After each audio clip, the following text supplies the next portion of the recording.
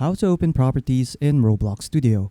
So that's what I'm going to show you guys in the super quick and easy tutorial. So without further ado, let us begin. So to start off, what you want to do first is just simply open up Roblox Studio.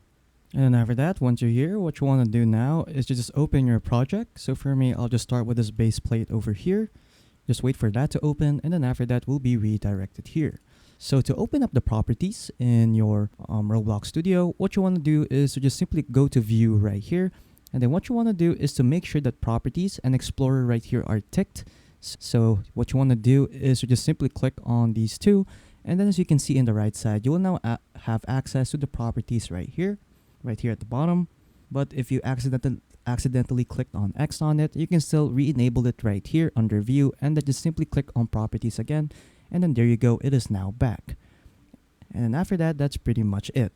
So yeah, that's pretty much it on how to open properties in Roblox Studio.